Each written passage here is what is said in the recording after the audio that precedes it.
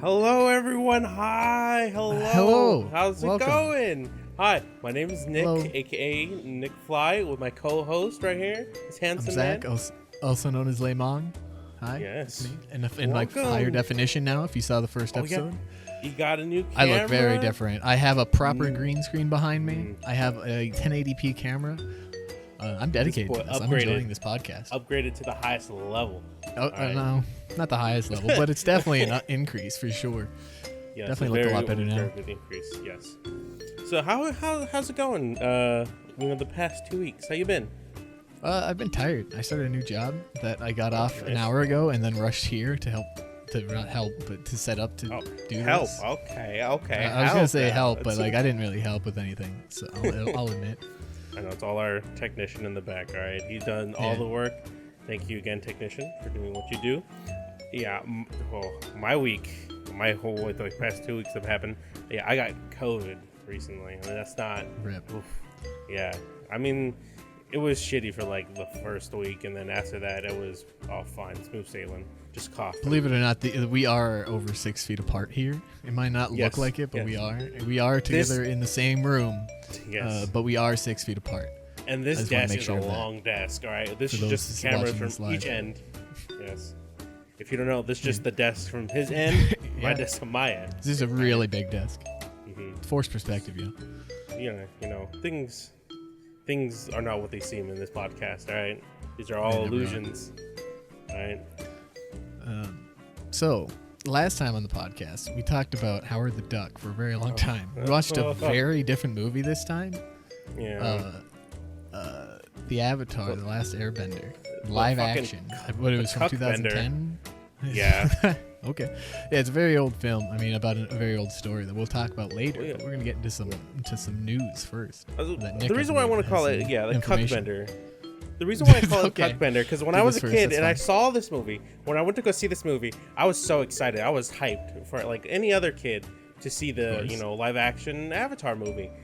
And oh my god, it's like someone came to you and slapped you right across the face and said Merry Christmas, then walked away. And that is it. All right, that's how it I mean, felt. that'd be a better Christmas than I've had. So Yeah, and rewatching the movie again, that's how it felt. was I like, did. wow. I watched it again this morning, actually, before I went to work. Ugh, you pained yourself to watch that again. Jeez. But I mean, yeah, it wasn't too bad. It could have been worse, honestly, but it wasn't the best. That's for sure. Why? Oh, it's Scrub. Hello, Scrub. Scrub. Right now in chat for our audio listeners, he's saying I look like a Walmart Post Malone.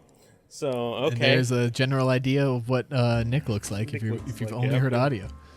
God, Walmart Post Malone. Doesn't Post Malone I just mean- look like a Walmart version of Post Malone? Yeah, kind of.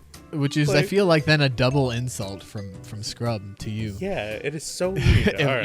if you're the Walmart version of the Walmart version, you know. That hurts, man. That hurts. But, Rip. all right. The first article, if you want to talk about article, it's more just how crazy this is. I think you can bring it up for sure. All right. Recently, or this mostly probably happened a while ago, someone donated a NES game to Goodwill, and it just sold for $411,000. By the way, that's a lot of money. That is a lot of money. And this is a Legend of Zelda game, actually. That's actually, which is strange. I honestly would not be surprised if it went for more. To be Yeah. honest with you. To be honest, that's a lower price than I thought. I thought it would probably maybe $500,000, probably. Yeah. It would probably be a Which is little bit definitely better. a good price for it. Yeah. Yeah, but I mean, this is still a good price and a Goodwill too. I mean, it looks like probably someone found it at a Goodwill, donated, and then the person who had it found it and sold it. You know, I mean, you can find it at Goodwill. So someone donated this to a Goodwill, and then Yep. someone else bought it from Goodwill and sold it for $411,000. Yes. Wow, I need to start going to Goodwill. Yeah. So I guess it's all. I didn't realize that's what the story. I thought it was a little. I was confused when you were saying someone donated and someone sold it. I didn't realize it was two Yeah. different people that were doing that. Yeah, forgot about So it. in someone knew 35 the years. value and someone Yeah. didn't. Wow.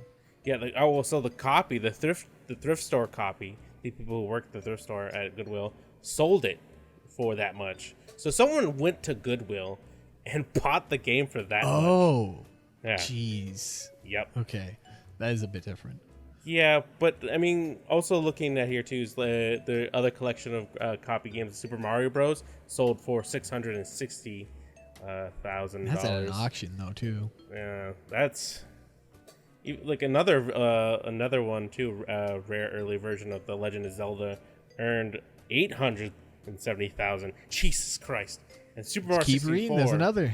Yeah, broke records with stunning 56 million on sale. Okay, that's crazy. That's crazy to me. That's numbers. That is big numbers. I mean, that's a lot of money. Even someone who like the Goodwill must have been like really happy to find this copy, right?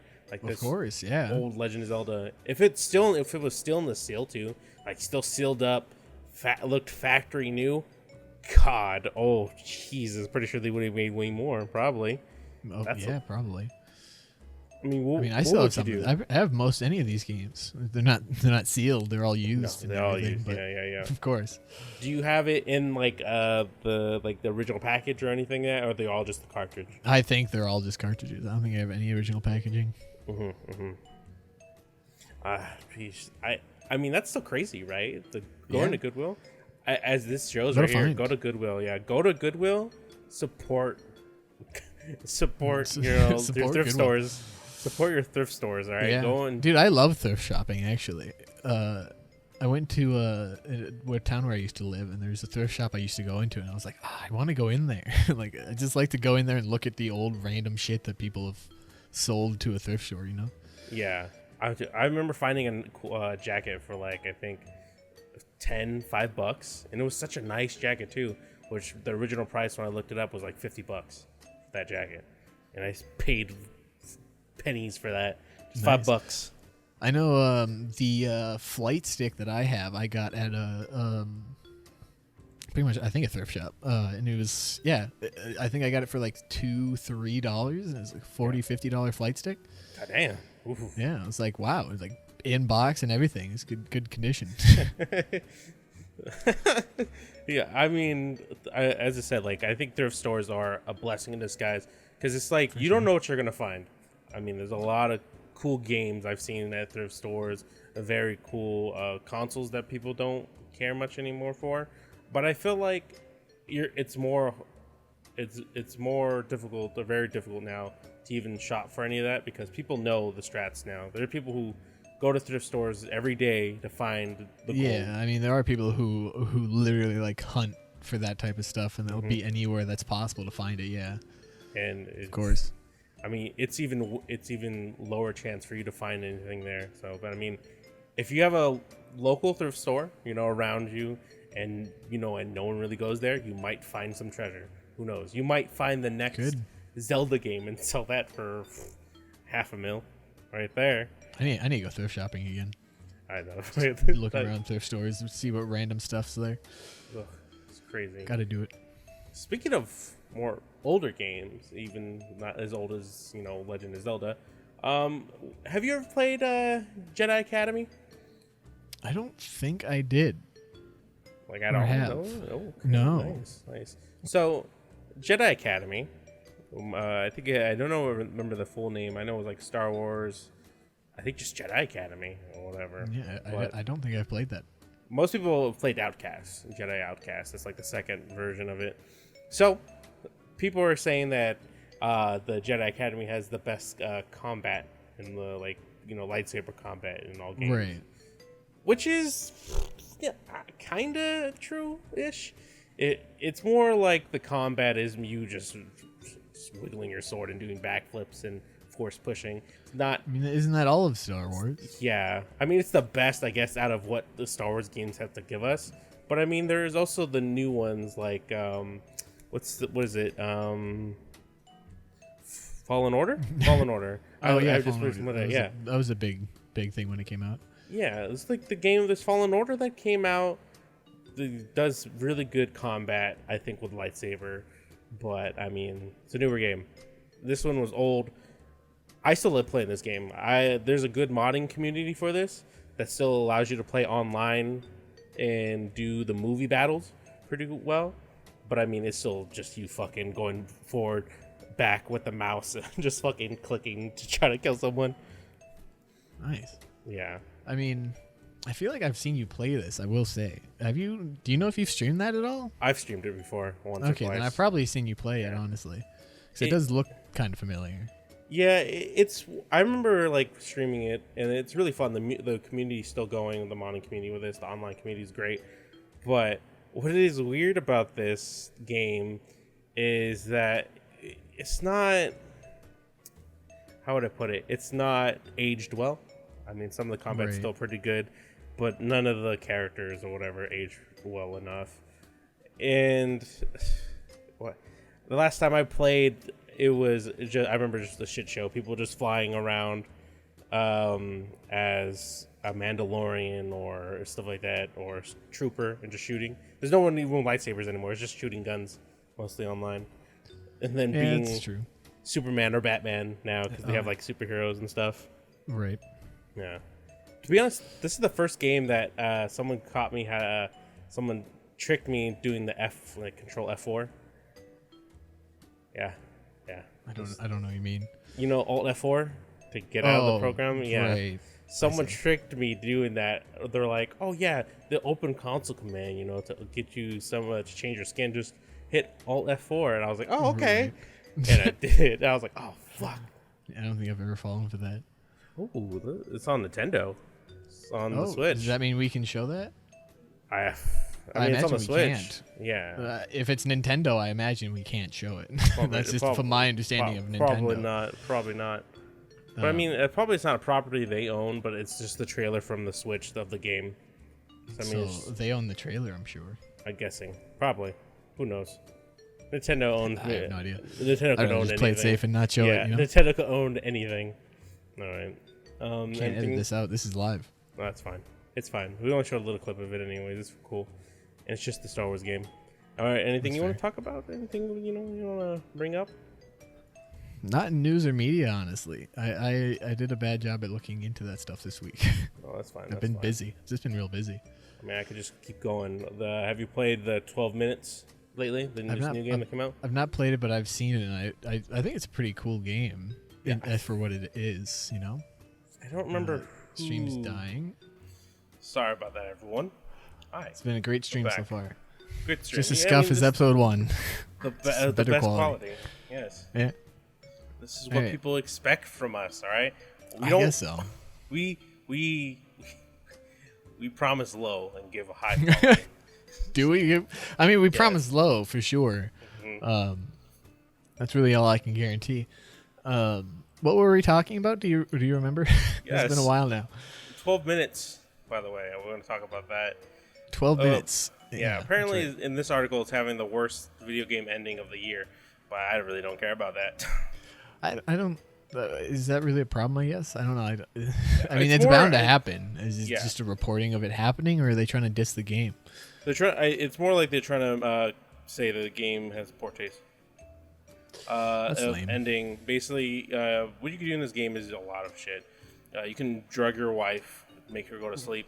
Right. And you can basically just hide in the closet and let some random stranger kill her as well, and stuff like that. But I think what it is that the ending of the game is very confusing, because it has multiple endings. It has, one of those. It's a Groundhog Day situation. Time's just looping, and you learn information on different loops that you can then use when you restart again and change the outcome type of thing. There's bound to be just tons of different endings. Then is the thing. Which is an interesting topic, but there's only basically like 6-7 endings in this game, which is okay, I guess half of them you die. They're really shitty endings. I mean, those don't even count much as ending. That's like one. That's just one ending, the death ending. Basically, you just that's the thing. Like a bunch of different endings are encompassed by that one idea of that's it. You just die. Yeah, but the only ending that really counts is the ones that give you the achievements of something. You know what I mean? Those usually count as that one of multiple endings. So it's like one of the endings is you confessing. Basically, you confessing that you are the. This is spoilers ahead, by the way. If anyone has not played this game, you suppose this is a new game. Play this game, yeah. One of the basic endings is basically just, you know, your wife getting killed and you getting killed, kind of thing, right? But one of the other endings is just kind of her confessing everything and just leaving, basically, before the guy gets there. So you just hear her out.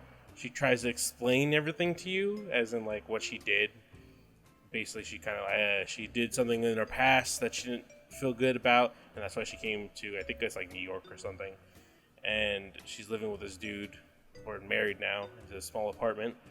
And basically, just the first ending is literally just walking out, nothing happening, just leaving. You know, listening to your wife. Just don't be there anymore. Yeah. Just get out.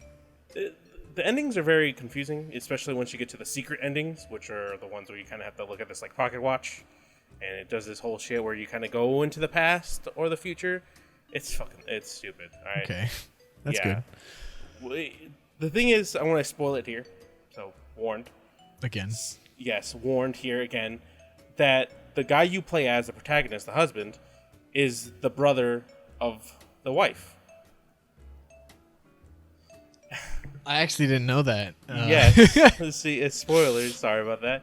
No, I mean, I don't care. But yeah, so you find out later on that you're like the kind of like a stepbrother, half brother. You share the same dad. You share the same dad, different moms. So you kind of confess that. You don't find that at all in the game unless you look at this watch. And he's like, "Oh, I remember now. I killed my own dad to be with my sister." Yeah. And the guy who's trying to kill you is basically the best friend of the dad. Yeah. Who's trying to find the killer who he thinks is the daughter, which is your wife, and kill her. Okay, this is a bit different than I thought it was, actually. Once you you threw that little spoiler out there, it changes a lot about the game. It's oh my god. And once you learn about that in the game, there's the other scenes where he's like, they're making out. There's literally one scene where you play it the whole day. It's called Groundhog Day, whatever, the achievement. But you play out the whole day. It goes fine. You guys end up in the bedroom making out, kissing, basically almost about to have sex. And then she's like, I just want to cuddle. And he's like, okay. And then he cuddles, and then the loops back around. Right. And then when you learn about that they're fucking siblings, I was like, what? Yeah, it's a bit weird. I didn't realize that at all. Yeah. I mean, she doesn't know. He knows, but she doesn't, you know? No. Yeah. It's okay. That's It's fine. an interesting game. It really makes you think. It's quite something, especially with that, yeah. And like at the It has end, a whole new twist. yeah, I think at the end you just kind of find out that it's mostly all this situations going through the guy's head, you know, going through it psychologically, like what's going on in the future and in his past, because it also just goes back where it shows like him talking to the dad, and the dad kind of looks like the dude who's trying to kill you. This guy, the bald guy, and he's played by Willem Dafoe, by the way. The voice actor is Willem Dafoe, which is amazing, and it's just this bald guy with gloves and jacket. Same. So, yeah, he's wearing all black, bald. I think he has a beard. And yeah, he sure first comes and shows like, hey, I'm a cop. I'm here to arrest you. And he fucking handcuffs him in like zip ties. So, I mean, and then pretty official. Pretty official cop right there. And he fucking just kills the husband. He's like, I need the watch. Where's the pocket watch? Tell me, you son of a bitch. And then she's like, no. Language. And then he kills the husband. Yeah, sorry, language. Sorry, Jeez, Nick. You gotta give a warning before you start using curses like that. Sorry about that, Dad. I mean, come on. It's still like, it's just, I mean, it's a crazy game. I enjoy it. It's interesting for sure in the sense of it has a lot to offer, but it is also limited in that sense. I mean, if you really enjoy like detective type games, kind of like figuring things out puzzle wise, you just got to figure out context clues and how to learn that information effectively. You're gonna love this game. That's what it usually is kind of about. Okay, this is another one. This is another interesting game thing. Martin Luther King is coming to Fortnite. Yeah. Yeah. I don't know how to feel about it. On either end that we talked about earlier, of it being just a way to just get the name back out there for like if kids are playing it, like to then Google it or something, like just to keep the idea of what MLK is alive, you know? Yeah. But on the other hand, it's MLK in Fortnite. It's like, What? Yeah. Like, why? Other than that other idea, it's like, I think it's just either because like his birthday or that's something's so coming strange. up. Either his birthday, the day he did the speech, something of importance of MLK is coming to, right? So they would put. Here's a little video we'll show. Let's put it out there. I think what it is just to kind of get his name out there and show the kids and people who play Fortnite, you know, the importance of Martin Luther King.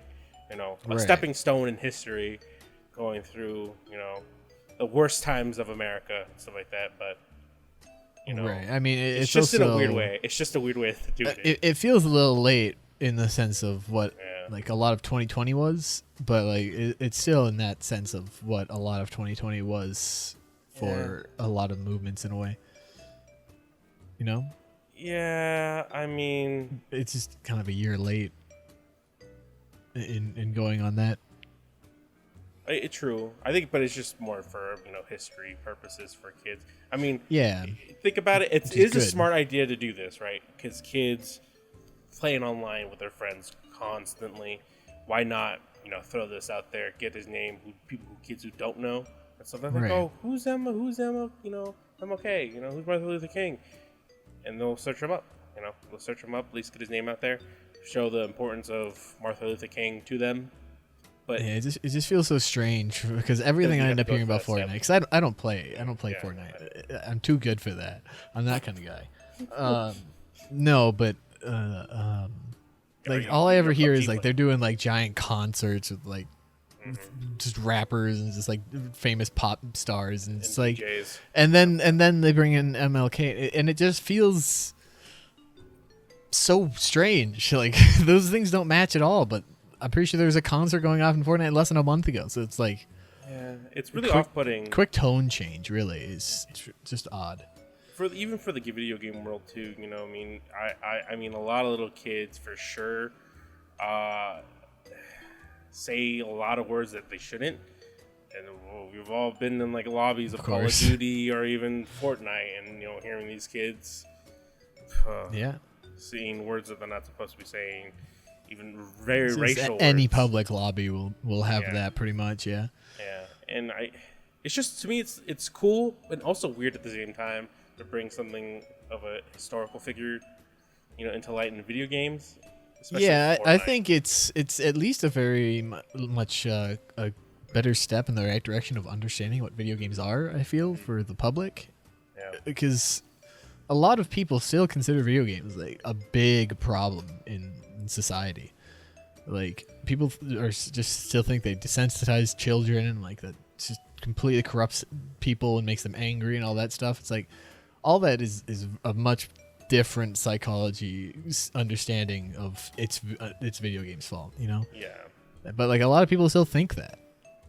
So to have a more educational side to, or if nothing else, just some content going into a very popular video game is something in the step of the right direction of people understanding what video games really are. Yeah. And not just the whole mind draining games of like old days, yesteryear, you know. Right. You know what I find funny, right? If it wasn't for video games, they would blame something else. If video games weren't invented, it'd be books. You know, if books weren't there, they would blame literally. I don't know about books, but well, I mean, that's what back then. I guess that some forms of books. Literature would be. Yeah. They thought kids not were, accepted. getting. Yeah, literally just getting information from these books. Like, oh, these books are corrupting our children's mind. Same for video games. You know, they do the same thing, but it's not. It's not these things that affect your kids at all. You know, it's more of the people in their life or just them, or like them, what's going on around them. Don't blame one single outlet of something like that. That's been proved to practically not do what you try to claim it does. Try to blame music, books, movies, and video games. You know, it's whatever it's out there that parents try to blame the stuff for themselves. So. If boomers saw how many video games, sorry to use the word boomer, but if boomers saw like the amount of games I play and the type of music I listen to, they would absolutely think I'm a horrible person. But I mean, most people know I'm not. You know. Yeah. I mean, Zach, you can't be playing that trucking sim and listen to on the road again. You know, I'm telling you, that's gonna rot your mind. You know, you're gonna go. It absolutely is, yeah. You're gonna drive someone over with that truck, you know? Can't Yeah, have that. because I drive better in that game than I do IRL. I mean, Oh yeah, I've seen that. Which is not something to say. With the last times I streamed, I played very recklessly driving. But I remember normally telling him I drive to pretty heavily hit or run over a cop or rules. whatever in the game. He was like, And I "No, was like, I'm gonna get a fine." No, I'm gonna get a ticket. Like, why Yeah. would I do that? So he drives very safe in video games. I'm not hitting someone. Like, Yes. I'm just dealing vehicle damage that I then have to pay for. You know, like I don't get anything else out of it. Yeah, I don't if care anything, I about feel hitting like, the cops. I feel like a lot of my stress just relieves through playing video games or whatever. I love playing video games. Yeah, for sure. Like that's why I like to do like, I don't know. I like to just get my mind focused on something and just do it if I enjoy it. And video games is a good way to combine testing my mind to what I can do and planning things and like just general, I guess, like more strategic things. Yeah. And video games bring a good format for me to do that in an entertaining way. You know what's funny? There is more studies shown that the violence comes from more of like puzzle games, I guess, right? I think, but because of that, I think it's more for the anger, like, you know, frustration that comes from that game. It's like, damn, I almost had that puzzle and get mad. But it's like, you don't get that much from shooters. Those people are like, screw this lobby, and then just go to somewhere else or just play. Yeah. Like, I mean, half the time, just getting mad at the game it's not really a problem per se. I mean, you just got to be able to understand to control that anger. Yeah. Dude, if I'm more scared of some little Timmy playing Tetris in the corner or Solitaire than, little Timmy playing Call of Duty or even Fortnite in the corner, right? Right. Because that little Timmy in the Solitaire, oh boy. Yeah, I would not fuck with a 10-year-old playing Solitaire. They've got some stuff wrong with They them. got some problems over that corner. I say that, but I very actively played Solitaire when I was 10. Fucking Minesweeper. Actually, just like a very young age, just like any computer, because they always had Solitaire and shit. Like, it was just an easy launch up on any fucking PC you can find. Play Solitaire. It's a good time. And Minesweeper. I had no friends anyways, so perfect game for me. The Space Pinball? Oh my god, I remember that game. I love Space Pinball. Space Pinball was great. Can you just like imagine? Look at Zach over there playing fucking Space Pinball. He's a fucking serial killer. What Look a at psycho. him. What a psychopath. Just like, yeah, space. Woo, ball. Pinball. Pinball.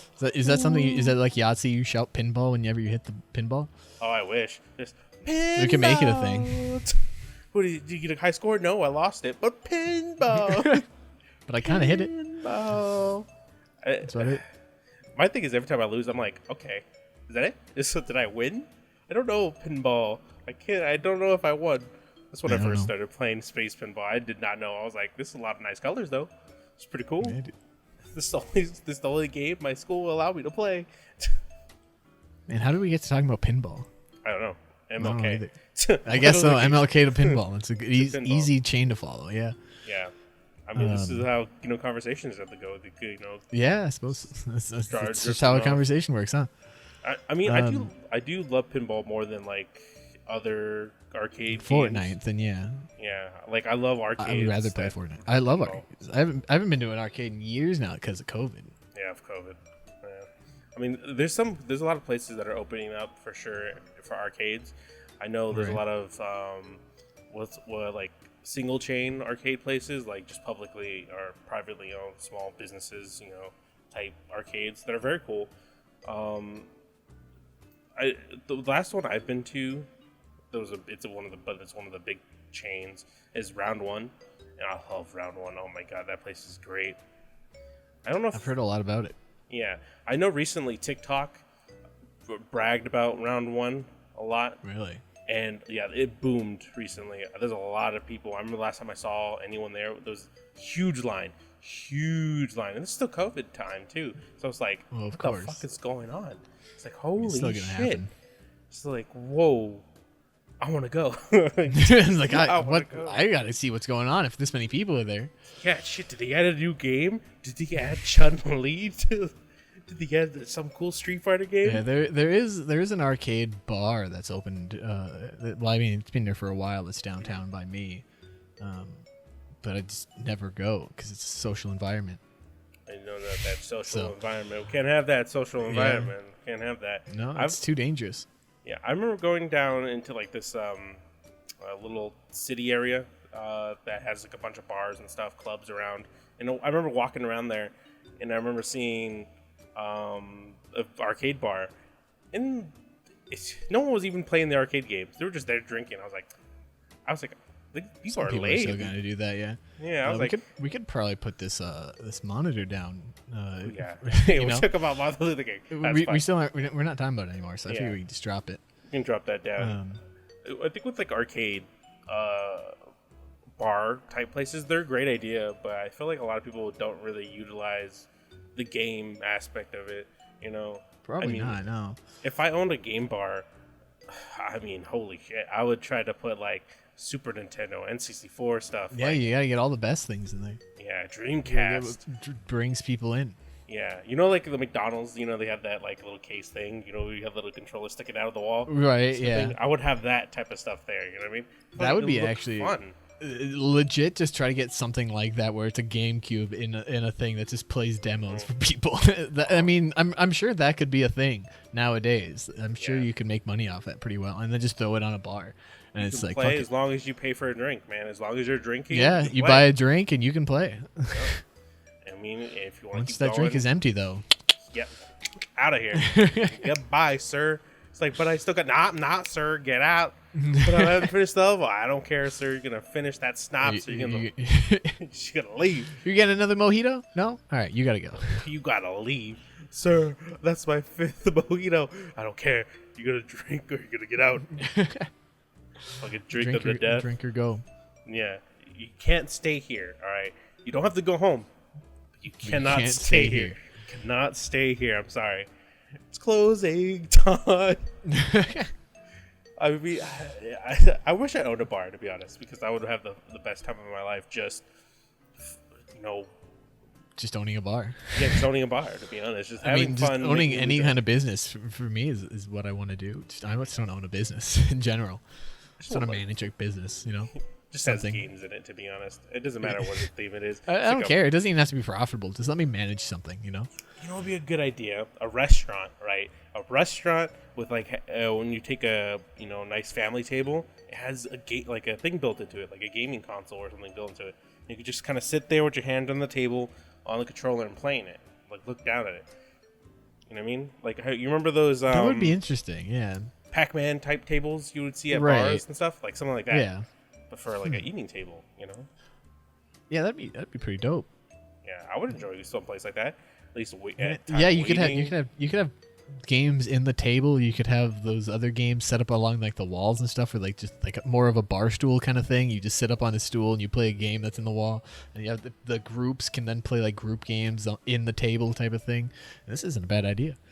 This is our idea. Stop listening. We might have to start this someday.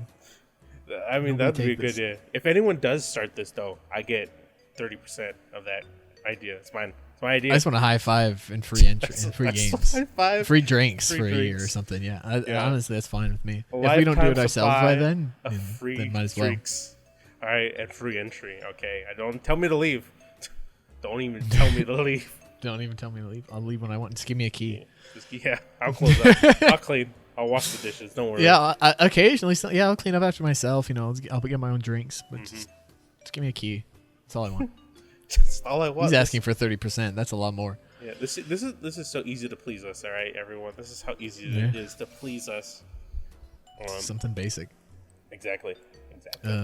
Speaking of pleasing us and something doing lack thereoff, do you want to talk about the movie now? Sure. I've been dreading The Last to talk about Airbender. This. Yeah, The Last Bender. I'm going to keep calling it that, man. The Last Airbender was an experience, all right, to relive watching this movie. And I knew already going off the bat while watching it how shitty it was, all right? I already knew. Zach did it. Zach did not. I didn't. I'm very familiar with The Last Airbender, like the cartoon or anime, whichever it's considered. I don't even know. Yeah, we have that debate. At least for the early generations. So, like, I know the characters and I know the plot pretty well. But I never saw the live action movie, and it was worse than I expected. Thank God but that you did. in different ways than I thought it would. Yeah. Your life would have been a hell as a child who watched it as a child, the show, to watch the actual movie. It's like If I actually watched this when this was new, I would have been very upset, I think. this has been real pissed. I think I went to the theaters and watched this movie actually when it first came out, and I was just cried. I just cried in my seat. I was like, "Why Santa? Why? Why Santa? This is all your fault. Why'd you do this?" And Night Shyamalan, you son of a bitch. Here's the I guess, what would you call this? It's not really a cover art, but like it is. The poster, basically. A poster, I guess. Really, it's just a poster for it. Yeah. So we got Aang right here in the middle, who they pronounced Ong. Ong. Everyone in the movie pronounces it Ong. There's no correct pronunciation of Aang ever in it. And if you're the type of person who has like an OCD thing or like some kind of thing with just names, and you do not pronounce it right, this movie's gonna piss you off. Yeah. Where it's gonna piss you off. To go further into it, I mean, we have Katara. She's pronounced right. She's the waterbender. I mean, we probably should have talked about Aang. He is the last Avatar. Yeah, he is the last Avatar. Who is the Avatar. I keep mixing up words today. And then we got Zuko, who's the primary evil guy of the Fire Nation. You know what's funny? I don't know if you heard that he did pronounce Avatar a little weird though.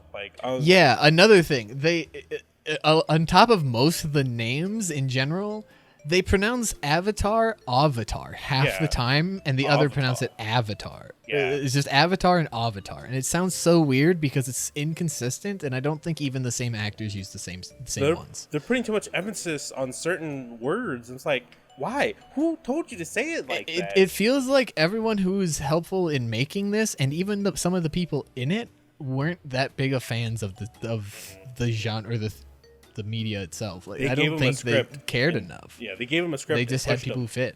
They just pushed them into the scenes. Like, you do what you do.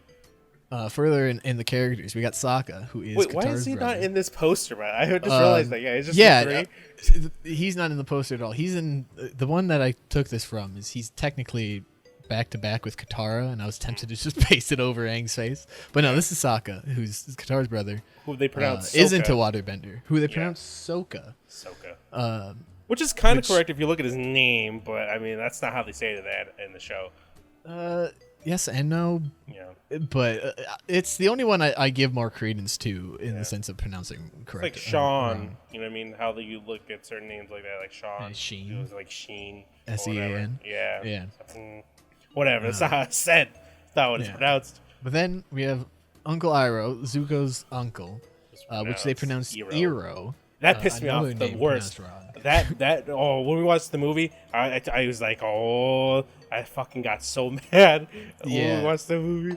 Who, honestly, while he is a very attractive man, he does not fit the character of Uncle Iroh at all. I mean, he does in the sense that he portrays himself in a similar personality, but that's about it. The way he kind of like acts and stuff is like what Iroh would act like. Okay, that it makes sense. But yeah, like he says the same type of things, and he's trying to stay calm in general. And he fits the character as a person well, but not by looks at all.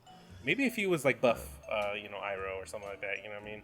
I mean, if you just shrink him down and thicken him out, and then he would look great. Or just give him a fat suit. They could have just gave this guy a fat suit. And like, okay. No, I mean it's not bad. He does look good, and he does look like a very cool badass in the movie. Played the character very well. I think pretty great. Yeah, he does play the character. Which is pretty cool because they have this stupid thing, right, with fire. So firebenders in the movie can't just make fire out of nowhere, even though could do it in the show. No, what they have to do is get fire from surrounding fire. So basically it has to be a lantern or some other shit. It's like, that makes basic so firebenders weak. Apparently can only control an already created flame. But the advanced ones can control their chi. Iroh to then produce flame directly from their body. Which is cool how they showed it in the movie. This guy literally just like, all right, I'm mad. And literally just, I really wanted to have a reference image for that, but you will see shortly that there's not too much more to the slide, and I ran out of time. Yeah. So for audio listeners, it's more like it's like his hands completely on fire. It's like if putting Vaseline or whatever and lit it, and it looks cool. It's just like shining in his hand, and people who are big watching, waves coming off of his hands. And people who are watching, it's kind of just how Zuko is right now. It's how it kind of fucking look. pretty dope. Kind of. Yeah. But then we also have Zhao, or I don't know if he was a captain. General Zhao, or what. right? General Zhao. I think it's General. I think it was General Zhao. Because I know this guy had a hard-on for, like, Zuko for, like, being outcasted. Yeah. So, the Zuko and Zhao are both under Fire Lord Ozai, who Fire Lord Ozai is Zuko's father. So Zuko is the prince of the Fire Nation, or however that works. You realize that they asked the little kid for his backstory, right? Do you remember that? Like, yeah, literally just I watched that scene again, and I want to bring up more about it later on. Honestly, that was so stupid to kind of just bring up the exposition about what happened to him. Yeah, it was the only way they could fill in the story. Yeah. But I added little notes here. Zuko and Zhao, they hate each other. They're very much like Zuko just wants heir to the throne, effectively, and removing Zuko from the Fire Nation is the best way to do that because Zuko's heir to the throne and being prince. For audio, but they both want the love of the Fire Lord. He has just arrows pointing to Zhao, the Fire Lord, and Zuko, just saying they hate each other. They hate each other, pointing at Zhao and Zuko. But then there's another note of both want the love of, pointing at Fire Lord's Ozai, because they're both just trying to make him happy and because he's his father for Zuko, and Zhao wants to be on the he throne. wants his respect back, but Zuko wants his respect back, his honor back, or whatever how they say in the show. He wants his honor back because he lost it. He spoke out. Well, he shouldn't, but or whatever. And then Zhao's just an asshole. Zhao's just really is like, yo, kid. Pretty much, your father just fucked you over. Now I'm going to rule. But, yeah, it's pretty awkward. So, the movies start out. So this is about the story of Book 1, Water, or Scroll 1. I think it's called Book 1. Book. So Book 1, Water. So it's about the Avatar learning the other elements because he's a kid. He hasn't learned. Spoilers if anyone hasn't seen this yet or doesn't know. So this is in the Southern Water Tribe. This is where we first meet Sokka and Katara. Very Eskimo village. Yeah, the only built of stone. Like Water Tribe civilizations that we are seeing are all Eskimo / just ice living. Yeah, I think the other one's supposed to represent like Iceland type because they were very different in the other. It felt like it was just built all on an iceberg. Yeah. It's I'm pretty sure it's just a giant thing of ice. I think it's like they're supposed to represent kind of like Eskimo because of the way they're dressed, fishing. Yeah, these guys definitely are. I mean, it's in a way just a fitting clothing for the temperature. And the other tribe is supposed to kind of, all right, well, Inuit, kind of, whatever. It basically supposed to be just the south and north, or south of the North Pole type thing. And as you might have guessed, that is the end of my slide. So. Oh, that's it. Yeah, that's all I have for visuals. Because I ran out of time and had to go to work. Yeah. This full-time job's killing me. But it's fine. So we meet Katara and Sokka. This will work fine for the audio listeners then. Katara and Sokka are out hunting, and they find some giant orb of ice, and they see someone's inside, which is Aang. So they try to Katara tries to break it open. A bunch of air comes rushing out. Which is weird in the movie because, like, I know for sure, like, she just fucking rushed in. I don't know. It's like, I need to open this ball of fucking ice. I was like, okay. Yeah, she was, because at first Sokka was holding Katara back, and then it was just like, oh, it's a Fire Nation trick because he, for some reason, not for some reason, his dad is out at war and his mother was taken away by the Fire Nation. He's very wary of everything, basically. So like the Fire Nation is a big no for Sokka. Yeah, he's the man of the village, so he tries to protect his sister and the people in the pretty village. much. So he doesn't really trust, which is weird because in the movie compared to the show, they portray him more as like someone who's trying to stand up, but he's not serious. You can't take this guy Sokka's seriously. a lot of the comedy relief, especially early on. Yeah, but not in the movie. He's just made fun of and he's there. But I mean, that's a whole part of character progression in the sense that they have several series to work on that, and this was an hour and 40 minutes. Yeah. so they just had to straight up. He's a cocky ass son of a bitch who can fight. That's about it. Like they just had to force that character on him, which is not quite suiting, but it kind of worked. It did as a nice character, but like, oh, okay, this guy's trying to be helpful. He's trying to be the man his father is, but he can't live up to it, kind of thing, right? Yeah, he has all the shit on his shoulders. Yeah, he has a lot of expectations. Yeah. So that's where they meet Aang. He had froze himself in that ice ball because he flying on his mount, which I didn't put a picture of Appa on here. Yeah, Appa. Which Appa looks pretty cool. I don't know. They made him look a little weird. I can't really grab an image right now. Yeah, he kind of got a bowl haircut, to be honest. Yeah, but he looked pretty good. The CG on him is pretty cool. But yeah. Oh, man, I'm losing train of thought. I got it. I don't have any images. I got it. If you want to take over a bit? Got it. I got this. Whew, here it comes. Shining star right here. We just got a letter. I wonder where who's from. All right. So, what it is literally just they got him out of the fucking ice. He explodes out of the ice. He comes to the village. They skip a lot of the stuff. They're more like, oh, we care in the village. He's getting dressed, cleaned up. Okay, the Fire Nation's here. Oh, hi guys, what you doing here? What you got? What's your problem? Their problem is they know the Avatar's there. They for sure know he's there because they saw a beam of light. I don't know how they were there at the perfect time, but they were. And they just happened to be staring in the direction of the light of the Avatar when it was way too convenient, really. Zuko was the one who stared at that too. He was like, I know what that fucking light is. He was like, hey, a light. Yeah, it's like, how do you know? Whatever. So they try to find old people.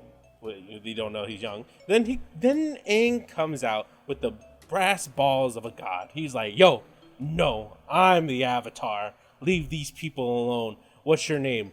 And it's like, okay.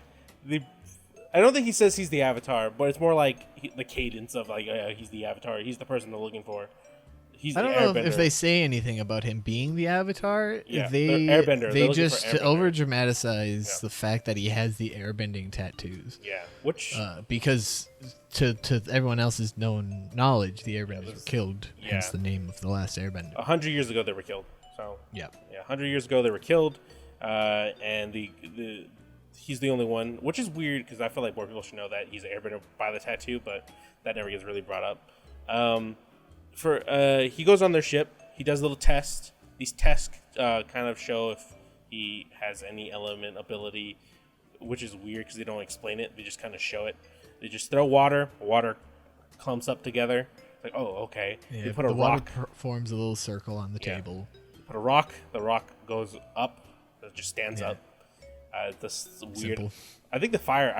I don't remember. They put a candlestick. The fire was they just put a candlestick there, and the flame kind of extended up into the side. That was about it. Like it wasn't even like it was hard to tell that he even did any firebending in the sense of that.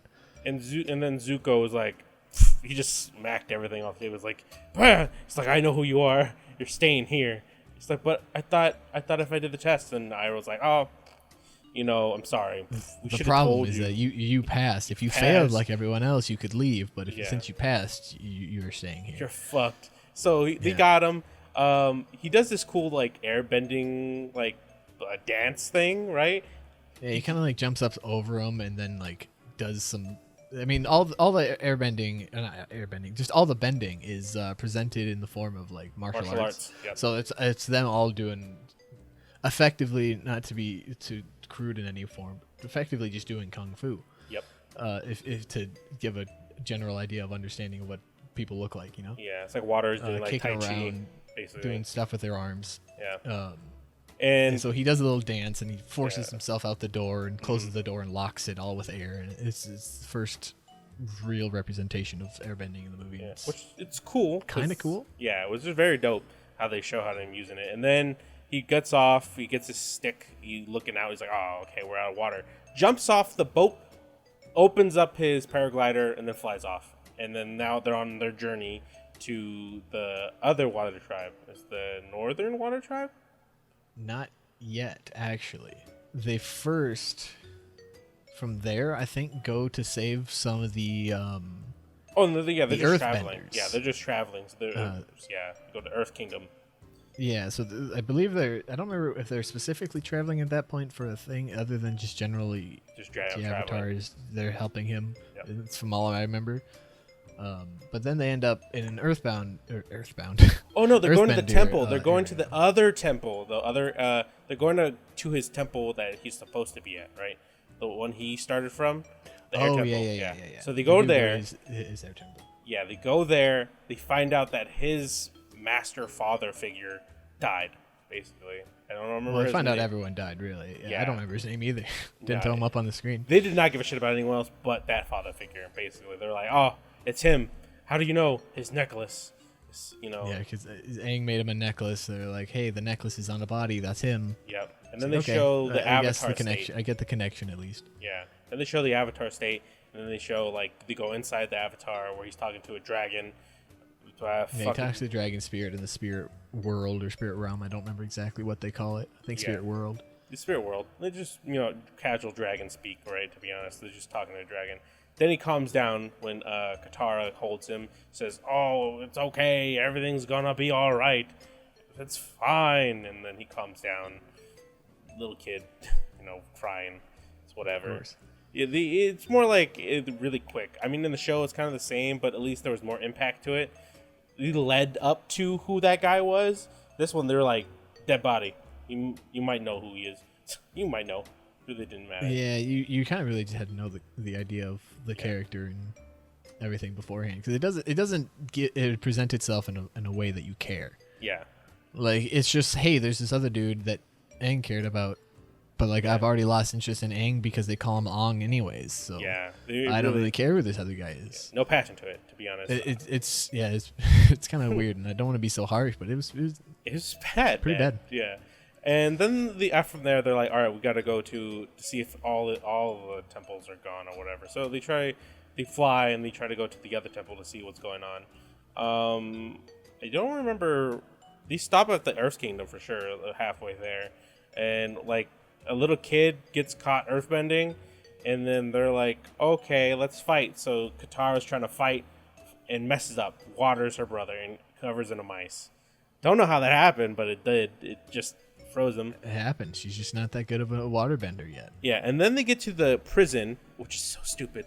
The prison is surrounded by Earth, and everyone's earthbenders. It's literally earthbenders surrounded by. I mean, granted, it's the fact that some of them could though. Because I was gonna say, they at the end of the fight and everything, they're like, yeah, the Fire Nation took away all of our tools and learning instruments to teach earthbending, so they weren't able to teach it anymore. At least not to the level that they usually do, I guess. Yeah, but it's still. But more... then they just start. Most of them just start earthbending then and there. So it's strange knowing that everyone could earthbend that they just kind of let it happen because they way outnumbered the guards that were there. I think what is the excuse is kids can't bend for sure, right? They try to for the most part, yeah. But the adults sure can for There's sure. a lot of adults there. Yeah, and it took 8 dudes. This one scene just took when Aang's kind of walking around and telling them, "You can do it. I'm the Avatar. Fucking stand up. There's Earth all around you. Just do what you gotta do. Just do it. Yeah. You guys got Earth beneath your feet. It's an extension of you and all that type of stuff. And then the fight starts, and a thing about the way the fighting works in this movie with the bending and the CG effects that they use. Yeah. Is it all looks really good, but they slow it down to have emphasis on the look of it, but they never bring it up to a normal speed. So every fight is practically just in slow-mo and a slight zoom in on the effects, especially the water ones. Yeah, I think it's to show they really want to show the impact of it. Oh, look at it's. Yeah, bending. they're just really trying to show it for what it is and trying to make it look cool. Yeah. But it's so boring to watch. I kept commenting on it. I was like it looks great. After you've shown it off a few times, speed it up and let the battle become more of the entertaining thing, not that looks pretty. We want to see fast-paced fire shots, like them punching and seeing the fire come out, right? Yeah, because an example of they do a really bad job at making the bending interesting from a get-go is the earth bending. Oh, it took like 8 dudes to bend. It has rock. like 8 dudes in like a dance formation. Walk up, do some things, kick in the ground, do what they do. They do in their they're like in thing. horse stance, punt like and just like kind a of rock clapping. probably no bigger than this flies through the air. The big of my head. And then another dude comes walking on the street, bending, and breaks that rock in half, and then forces the top half at a soldier. Yeah. So it took 9 people to throw a probably a rock about the size of my head at one soldier. Yeah. So, and once I saw that, okay, maybe they shouldn't fight. Yeah. Because they obviously don't know what they're doing. Yeah, and then one guy, fire guy, shot fire, and the other one, put up a wall. And I was like, oh, okay. So they have they would throw fire, and it would have to do this big loop around to make it look cool. But then it's also slowed down. So then while you're slowly watching this, it's like, all right, they have plenty of time to react. Yeah. And then they do their bending, and then shortly after, a wall slowly rises, and it just slowly blocks the flame. And it's like, it's so boring. I understand this is supposed to be the exciting part, and they're making it really boring. Yeah. It was just not fun to watch. And those while scenes, it looked great, it's just not fun to watch. Those scenes probably went by pretty quickly too, because like they really just came in, started fighting each other, throwing water. Sokka kind of just like forgetting he doesn't have his boomerang, gets his boomerang, kind of swings, barely did anything. Wind seems like the most powerful. I don't even know how fucking the Airbenders even died out, because it feels like the Fire Nation is the weakest nation ever through the whole movie, right? Because you can literally smash Water that easily fire.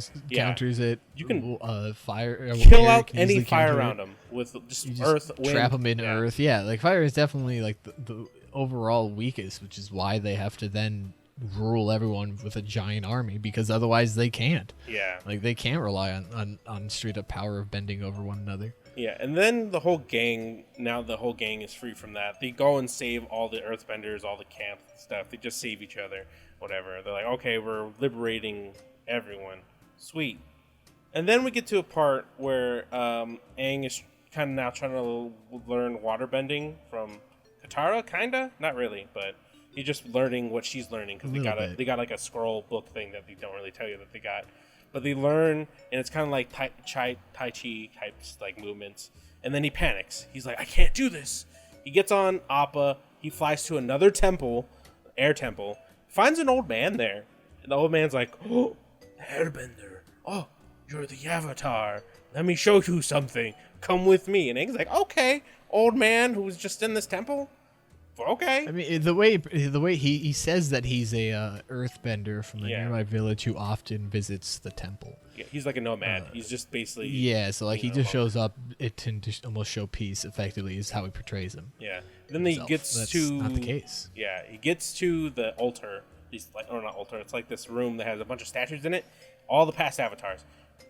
I didn't like the statues, because they made them gold and like rock-ish. They made them gold, but it made it look like there was just gold, like highlighted, not highlighted, but like spray painted on, and then it was chipping off half the time. Yeah, like it looked like really poorly done and awkward, because they also didn't. I mean, obviously, there's only going to be so much of a difference between all the avatars, because I mean they're the avatars, but like there's supposed to be like hundreds or whatever statues in this giant upscaling room. It's just a big circle, like a tower, probably like 8 statues per like floor that they add, and they almost all look the same. Like there's very few differences, but then they point out the last avatar, the life that he was prior. And he's bigger and vastly different than all the others. And it's. I don't remember if it was that way in the show. I don't think it was. Well, I forget his name. I believe they're more even. But yeah, no, he was the best Avatar at bar none, because he was with the Fire Nation. He married one of the Fire Nation's leader's daughter or something like that, and because he was friends with the father of Zuko's dad or something, great-grandfather or some shit. He's like great-great-grandfather. This is lore past my understanding or remembrance. But so it's like he was like the best. He basically was the best Avatar besides a couple of them. They don't portray that at all. They just say Yeah. this was the last you, and then they Yeah. move on with the ambushing movie, yeah, of the Fire Nation. Oh yeah, he's like, oh, this is you. This is your past lives. Oh, soak it in, and then he pulls out a fucking knife on him. He just yanks a knife. He's like, I'm sorry, I gotta do this. He pulls out a knife. And then all you see is bow and arrow guys, which is weird. A bunch of Fire Nation come out from behind every single statue. Somehow he didn't at all sense or see any of them. Yeah, where'd they all get there? When did the fuck did they get there? They were all there. They already planned. Just sitting there for a while. Yeah. He planned this out somehow. It was a super well planned ambush that worked out probably exactly as they planned. I love to see because the guy backs out with his hand kind of already grasped out like this, waiting for something, and they give him a bag of money. He's like, oh. Yeah, he's backing because he is expecting to be paid. That's the whole reason he was willing to throw the Avatar under the bus is because he needed money. Like he's been living in poverty. He says since the Airbender or since the Avatar has been. But gone, you did mention how much you question how much he had in that pouch. Yeah, it was a very small pouch. It very easily fit in his hands like this. Like it's no bigger 2-3 fingers. Yeah. So I don't know what the fuck they paid him, but to capture the Avatar and trick him into being captured by the Fire Nation, they didn't pay him well. They didn't pay him good enough at all. They could have paid him a lot more. Fuck. Shit, if I was portraying the Avatar, I would have way more money. But they got him. I guess there's also doubt that he was the real Avatar. So yeah, it was just General Zhao too, right? Like the General Zhao is now there. Yeah, General Zhao commenced that ambush. Yeah, they planned that. And he talks to the Avatar. He's like, I can't believe it. You're so young. Why are you so young? That's the question they kind of ask him all the time. Yeah, because that's where they learn that he can't then bend all the other elements, and he can only bend air. Yeah, which is still pretty strong, to be honest. Like it's still pretty amazing. And he escaped the Fire Nation twice in this movie. Yeah, he did. On his own. And then this is where we're introduced to the Blue Spirit. And the Blue Spirit's pretty dope. I mean, I like the way it looked. You get introduced just behind. Yeah, the way they bring the Blue Spirit in is actually, I think, a cool way. Probably actually the coolest character until he's revealed of who the Blue Spirit is. Then he gets kind of boring again. Yeah. So they're still in the temple, and the Blue Spirit sneaks in, knocks out all these guards, just kills them. I don't know if he kills them. It's not implied, but he knocks them out, ties them up. He gets past the guards. Yeah. He frees the Avatar, and then they go out, and they just get spotted. They just get spotted.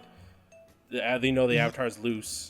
Yeah, because what happens is shortly after they get him in capture, General Zhao is giving this big speech saying, "We've captured the Avatar. We've done it." Like this is like just trying to give himself props, effectively. Yeah, he's like, "I did it, bitch. I did it." And then they come back down after that speech and they find the knocked out guards and then realize he's escaped. Yeah, and calls for alarm. And then they start fighting all these guards. There's like 100 guards. There's a lot of guards. They start just Blue Spirit is whacking everyone away with his 2 swords, and then Aang is doing all his airbending ability with these doors, somehow winning. He got a guy stuck. Then he leaves, turns around, sees that Blue Spirit is fighting by himself. He's like, oh, okay. Goes back, helps the Blue Jumps Spirit. back into the fray to help this guy who saved him because it's the right thing to do, really. Yeah. Then General Zhao, out of nowhere, for no reason, just says, don't kill him. If he dies, he just get reincarnated. Which makes perfect sense because then they'd have to find the Avatar again. They have him and they know he can't bend all the elements, so it makes more sense to let him live and try to recapture him another time. But they would know what element is next, so it would be water anyways. And that's probably would be the difficult part, just to get to either or the water tribes. Well, yeah, but then they even show that there's a whole northern water tribe that they go to that's completely out of their reach, so it's all the better reason to keep them alive. Yeah, it was just like, why even... your guard should know that, but whatever. Then the Blue Spirit's like, oh, really? So the Blue Spirit just takes Aang, puts him at the sword point, and it's like... Yeah, he just grabs him by the sword point, and they're like, all right, let him go. Let him go. Then the craziest shot happened with the bow I've ever seen. This is a bridge. This is a huge bridge. I would say like maybe 100 feet. I would say 300 feet, actually. It's quite a big bridge. 500 feet. All right, 500 feet bridge. Maybe sure. 800 bridge. 800 feet. 800 bridge. 800 bridge. A very big bridge. All right, baby big. Huge. Let's get to it. Huge. Yep, just get to it. Right. Just get to it. It fires an arrow. One of his guards fires an arrow. Hits him. Bang. Straight in the eye. Like, hits him. Doesn't enter it. Just hits the mask. Then we find out who it is. It is... Headshot. Yes. It is Zuko. we find out the blue spirit is Zuko. It's like, oh, Whoa. yeah, wow. I can't point that high, but that guy. This guy right here with the burn mark, right? Yeah, my finger's cut off. That's enough. Above a Fire Lord. But we find out, and then Aang's like, oh, okay, I got an idea. Fucking cover us in fog. Yeah, he pulls a nearby storm cloud and fogs effectively the bridge so that it stops all the soldiers from being able to run out. He starts dancing. And they escape. Then he grabs his... This is where the stupid dancing kind of gets annoying. But he does a little dance, does the twirls, like, oh, that's cool. Then he grabs the pole and squats. Like, what? Yeah, he does a very deep squat. Like, he's doing a bunch of spinning and doing a little bit of kicks, and then he just, like, catches it in both hands and just deep squats, and that's the end, and it cuts away from him. It's very awkward. Yeah, the guy's like, what's happening? It's like, dude, do you know what this guy's doing down there? Yeah, it's really awkward because it's like a deep squat with like half thrust in there. Like he's going forward at the same time like because of his teabagging someone. It's like, yeah, pretty much. He's practically teabagging Zuko. Yeah, and then they escape. Zuko's fine, covered, like he's recovered. Then he monkeys away. Like he just starts flying the trees, and then gets back with the gang. He just leaves. Yeah, he just catches back up with Sokka and Katara. And never spoken again. That was never spoken with. They never mentioned that part ever again. Not at all. They're like, Blue Spirit? Who? What? I mean, I think at that point they've both come to the understanding of what their like technical relationship is, if you know what I mean. Yeah. Like they both now know that information, and they both know that information, but they can't talk about that information. No. I think so. Like unless they talked about it directly, which they kind of hint at. I think what made it confusing. Yeah, what made it confusing in the movie was like, are they friends now? And then you find out no, they're not. He just did it. You kind of just have to figure out that he just did it because he didn't want the other dude to fucking get the glory. Of course, it's the only way that he can get his way back into the Fire Nation. Effectively, he's capture Aang. Yeah, and so then he has to. Some later in the movie, they kind of get to the other water tribe, right? They get to there. He comes back. They're like, all right, now we have to go to the water tribe to get serious training. So they get there. You see all this cool effect of like water bending, this giant ice wall, and it's fantastic. This is where like the slow water bending works, because it's huge. Scaling makes it look grandiose, everything else. So they get there. They talk to the princess, who is not much important until later in the movie, but she's the love interest of Sokka. She is. I should have had her picture up, I suppose. Because we would have been talking about her a bit more. Yeah. But her name is Yue, I believe. Yeah. Yue. Yue. Yeah. But I think before we get to any of that ending stuff, what's going on, I kind of want to talk about how Zuko got the scar on his face. And the way how we learn about it is from a little kid. I forgot. We should talk about that because while this is all going on, while they're heading up to like the Northern Temple, Zuko and Iroh, Zuko being banished from the Fire Nation, which is we're about to learn about how he was banished from the Fire Nation in Nick's little rant here. Sorry, but no, you're good. Zuko and Iroh are running trying to catch the Avatar, because that's how Zuko gets back in the Fire Nation. Iroh's family, they're sticking together. It's the Bond thing, but go on. So they're there in the tea house, like a little place, so they're kind of relaxing. Zuko's trying to hide with his burnt face bullshit with the cloak. And then he's like, him and his. It doesn't make sense. He's talking to his grandfather. His grandfather knows what happened and why it did, but he comes and asks the little kid, "Hey, little kid, come here. You know Prince Zuko, right?" It's like, the disgraced prince. Yes, I know who this guy is. I know everything about him, apparently.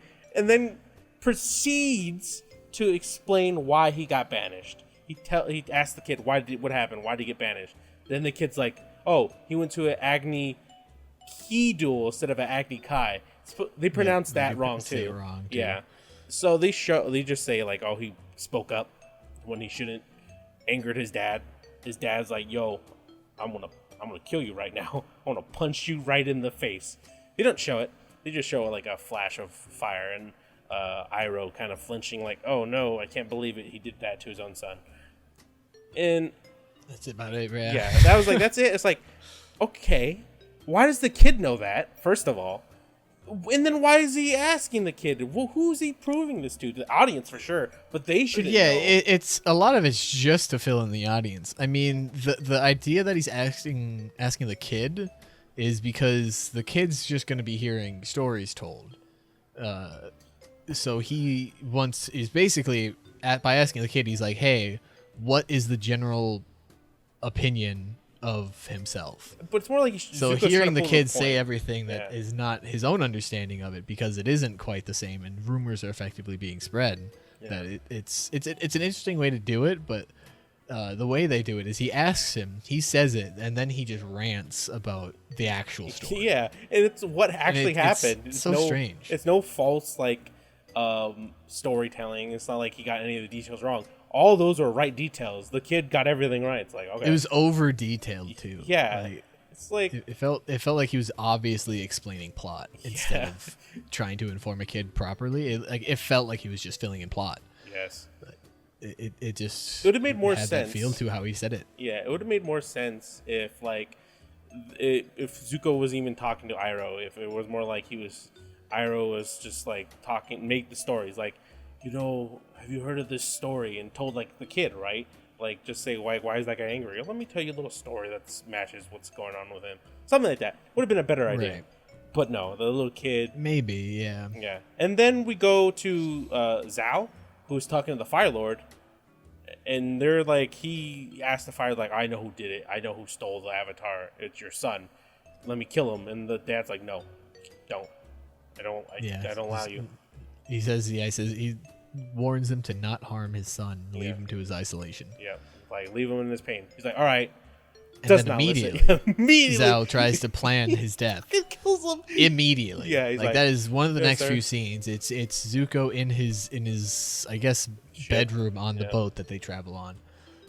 He's sitting in there, and there's a pipe loose, and it's just slowly getting more and more and more, and like obviously something's wrong. And he's like, "Ah, shit, I gotta get out." So he gets out. Fucking It explodes. shows it. Some people are perceived. I think Iroh is tricked to perceive that he's died. Oh yeah. Iroh's like, he's walking to the Because he boat. sees the ship explode. He Yeah. knows where on there Zuko would be.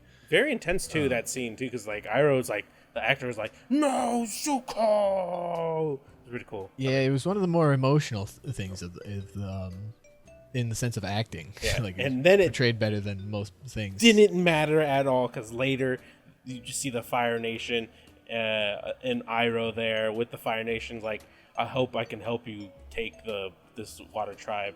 And then the douche Zhao brings up his son. Iroh's like, your son's dead, right?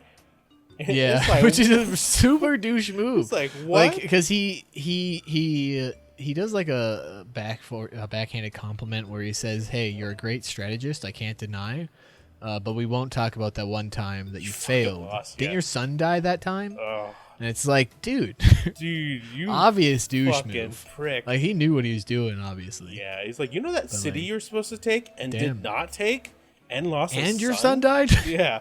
Oh, dude. it's such a assault to injuries type of thing. Yeah, it's like, dude, this is the brother of your Fire Lord. Are you are you kidding me?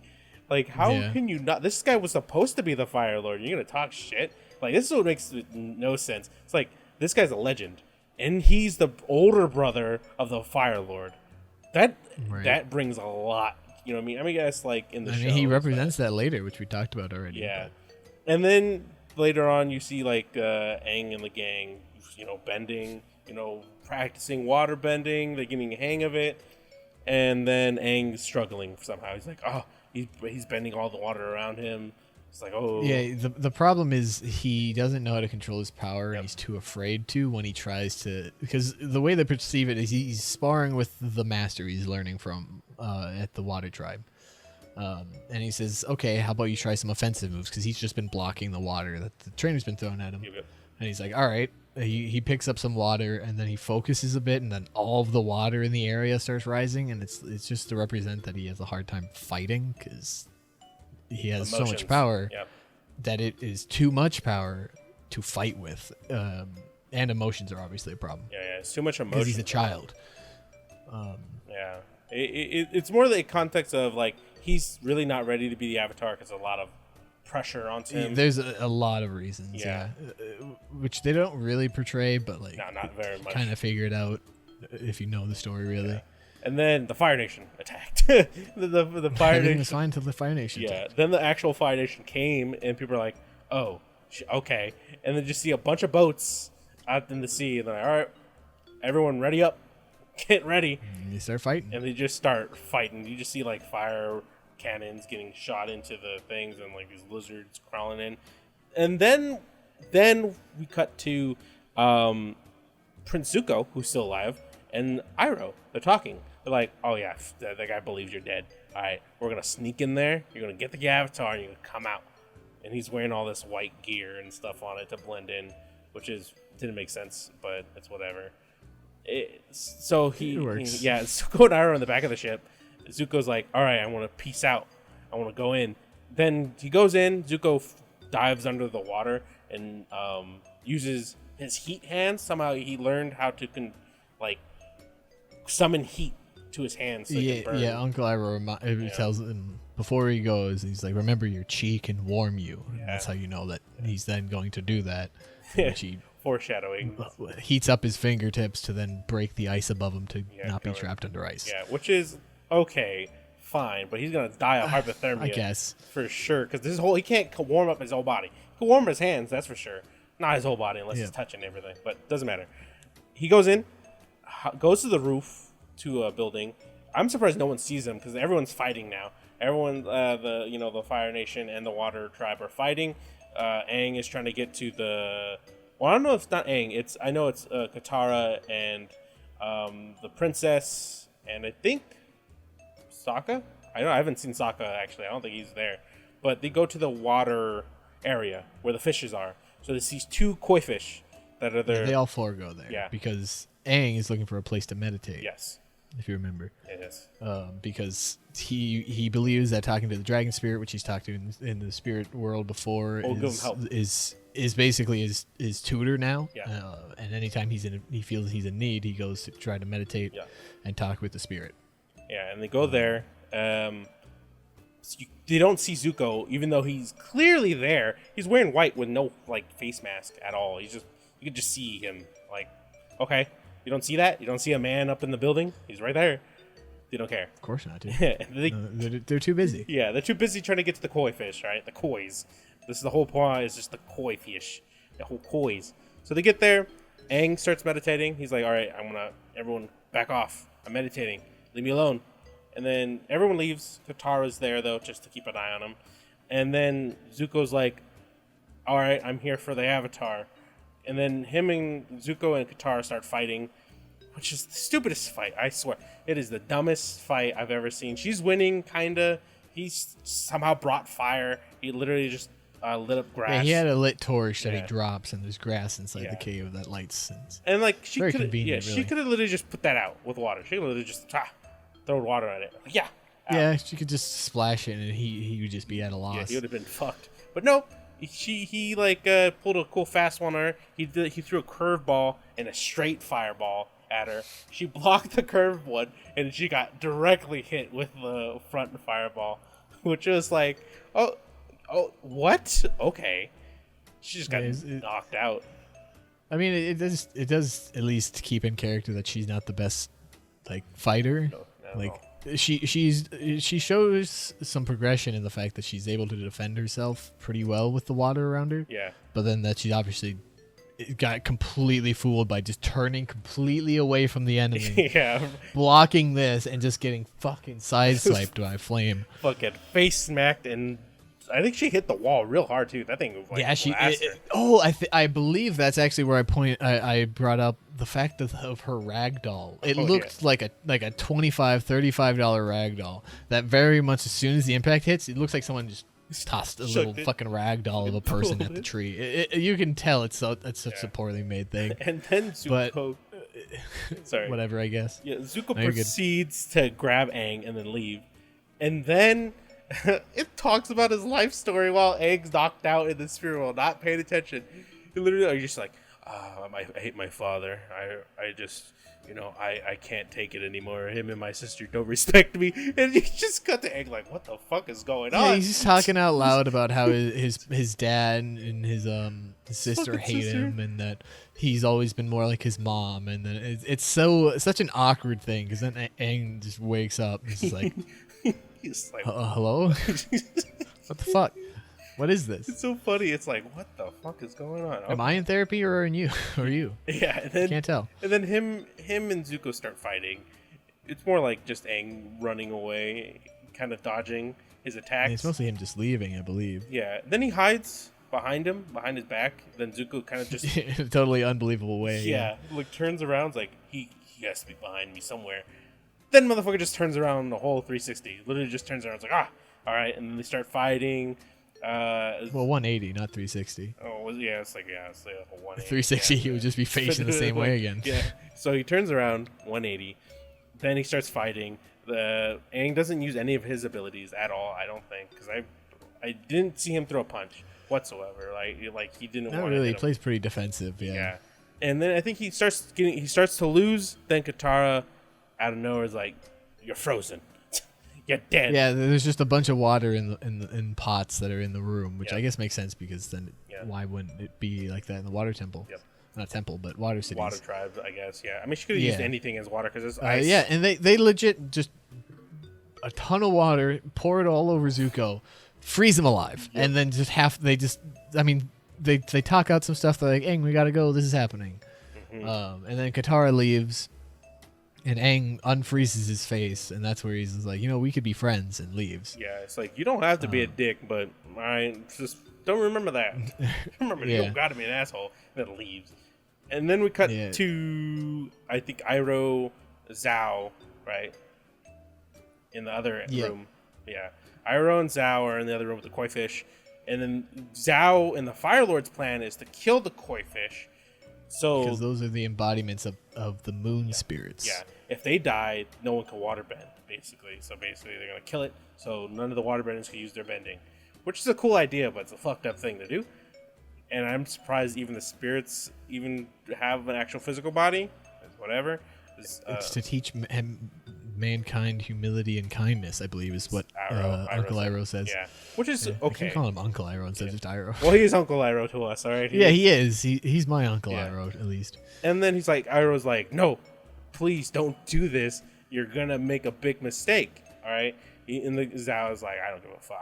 This is for the Fire Lord. This is for my promotion. And then Yeah, his cool one-liner is "We are the gods now," while he holds this knapsack of a fish and stabs into it. Yeah. And then that pissed off Iroh in the coolest way, because Iroh's like, you just see Iroh's close his eyes, open it, fire kind of in his eyes. Then he does this cool little like little flippy hand bullshit, right, with his He hand. does his fire jutsu. Yeah, and then fire comes out of his hands in the coolest way, like a bird.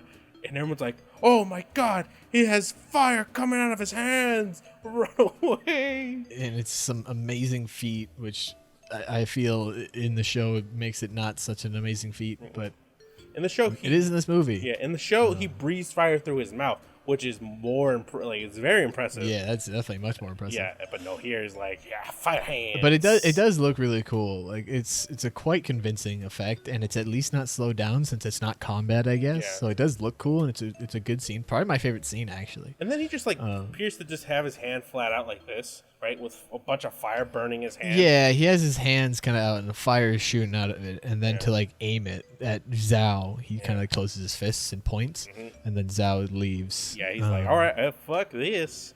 And he's just like, nope, see ya.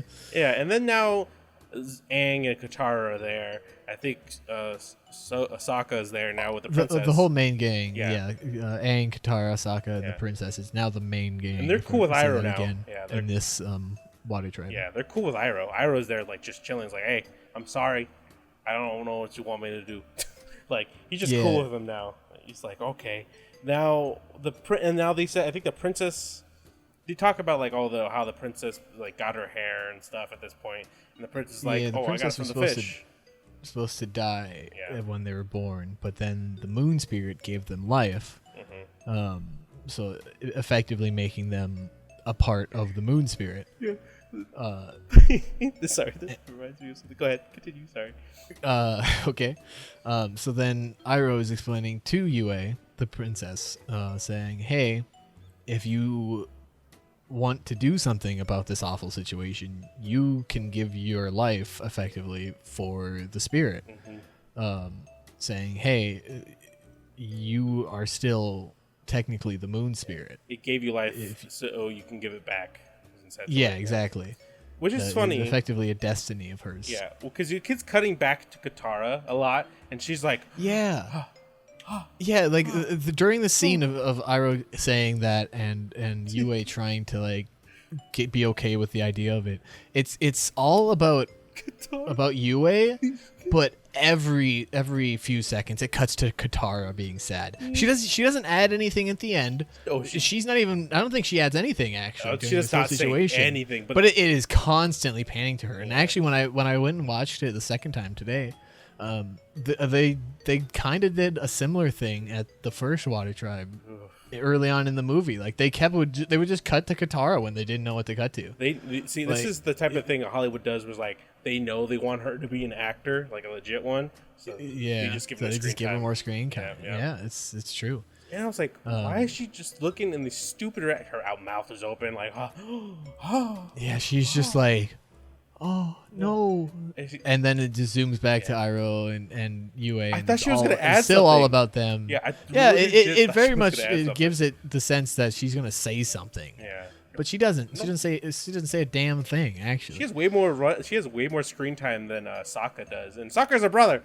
Literally, the other actor did not have any screen time. Yeah, he isn't on screen much, especially later on. And he's like, I guess he's more famous actor too. I feel like I've seen that guy in way more other stuff than her. I've never seen. I'm not familiar with either of them. I don't think. Actually, I've seen him in Twilight. I believe. I want to say I've seen him in Twilight and something else. It's possible. Yeah, it's definitely possible. And then I'm like, everyone else, I've seen in like other movies, but her, I've not seen. Aang, the guy who plays Aang, the kid, nope. Never seen that kid. Yeah, no, not at all. Yeah, so they do all that bullshit. The fish now is revived. Yue is agreed to give her life for the spirit in return for giving her life. Yep. Her and Sokka have a very heartbreaking conversation about it because while it's not shown, they build a very strong bond while they're visiting. Yeah, they get in a relationship. Does not want that to happen. Because he's emotionally invested in this moon lady now. Yeah, like she becomes a moon, and like how Zuko says later in the show, that's tough, buddy. That's rough, buddy. And I want to say, on my second viewing of this on my own, while I was kind of high, I did cry. I cried a little bit during it was a very emotional scene of them having to like come to terms with this great thing that they can't both do. You know, it was that would probably be my second best film after Iroh's Flame Hand. It's still pissing me off that they don't show the what is it, Kokishi Warriors or whatever they're called, the fan warriors. I can't remember. Fan ladies. Yeah, because they have makeup on. They don't show that in the movie whatsoever because that's technically Sokka's most the best love interest that he has in the series is her, but they don't show her whatsoever. They're in that village in the movie. They show the Avatar. They show the temple of the earthbending Avatar that was last, which is I can't remember her name. Something K. Something with a K. Something with a K. I don't remember. It's not too important, anyways. They barely talk about it, anyways. Yeah, they just show her and yep, that's it. She is. But yeah, so she gives her life up for the moon spirit. Yep. The moon then lights back up. I mean, it glows more effectively, and then the waterbenders all start fighting back outside. And the fish are yin and yang, by the way. Like they're white and black, and they're meant to be like a balancing force, really, of the world, really. But then, the waterbenders start fighting back because the moon's back. It's like a full moon. The moon gives them power, so they can fight better. They're stronger benders just because the moon's in the sky. Yep. which is very overpowered. That's an you just gotta wait for like a full moon. Yeah, that's kind of OP. But there is Sozin's Comet, which is the same thing every 10 years, every 15 years. Come on now. It's like, they gotta get this like every other week or so, but you guys gotta wait. Even just in the movie, they're like, yeah, give us 3 years and we'll have a day where we'll all be strong. Yeah. It's like, they got that tonight. Yeah, like, they got that like every other that sucks. It's funny because they also have... But yeah, they start fighting. The Fire Nation also has a day basically where they can't bend whatsoever. They got days where they can't bend nothing. It's like, oh shit. Yeah, the Fire Nation sucks. Yeah, the Fire Nation is like, how do they fucking win anything? How did that nation win anything?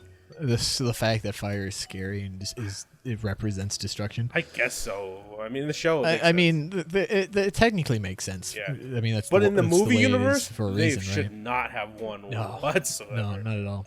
Yeah. They shouldn't be in any sort of power. No.